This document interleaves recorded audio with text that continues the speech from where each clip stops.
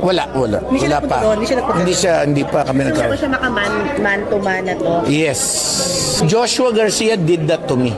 Inamin ni Dennis Padilla na hindi pa sila nagkakausap ng boyfriend ng kanyang anak na si Julia sa isang panayam. Anya ay may ilang pagkakataon na malapit siya sa lugar kung nasaan si Gerald o kaya ay pareho silang nasa iisang event, ngunit wala pang pagkakataon na nakapag-usap sila ng masinsinan. Naganap ang revelasyong ito nang matanong ng press people si Dennis sa nakaraan niyang kaarawan kung saan binati siya ng kanyang anak na si Julia at inamin ng aktor na napaluha siya sa pagkasorpresa dahil hindi niya inaasahan na makakatanggap siya ng mensahe sa anak.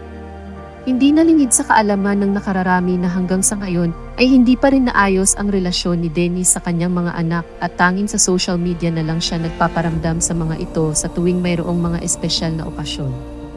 Ngunit sa taong ito ay naiba ang lahat sapagkat nakatanggap siya ng mensahe kay Julia. Dahil dito ay naitanong kay Dennis kung nagkausap na ba sila ng kasintahan ni Julia. Sapagkat usap-usapan na raw ang pagpapakasal ng dalawa. Anya Dennis ay hindi pa sila nagkakausap ni Gerald Anderson. Isang beses raw ay nakasama ni Gerald si Andrew at sinabihan ito na makipag-usap sa kanya. Sa adraw noon ni Gerald ay gagawa siya ng paraan upang makausap si Dennis, ngunit hindi raw ito nangyari. Mayroon pa raw pagkakataon na naroon sila sa Jensen para sa celebrity basketball noong 2021 kung saan nagkita sa court si Gerald at ang kanyang kapatid na si Jim Padilla. Nang makita raw ni Gerald ang kanyang kapatid ay agad itong pumunta upang bumati at sinabihan rin daw ng kapatid niya si Gerald na puntahan siya sa hotel para magkausap sila kung wala naman itong gagawin pagkatapos ng laro.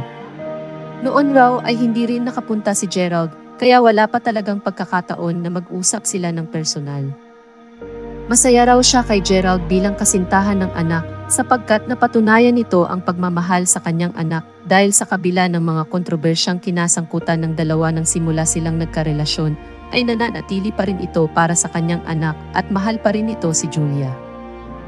Sa usaping kasalaan niya ay para sa kanya ay huwag na munang magpakasal sina Julia at Gerald. Okay lang raw sa kanya ang mag-boyfriend-girlfriend. Lalo na sa panahon ngayon na hindi na malaking issue sa kababaihan ang pag-aasawa sa edad na 30 pataas.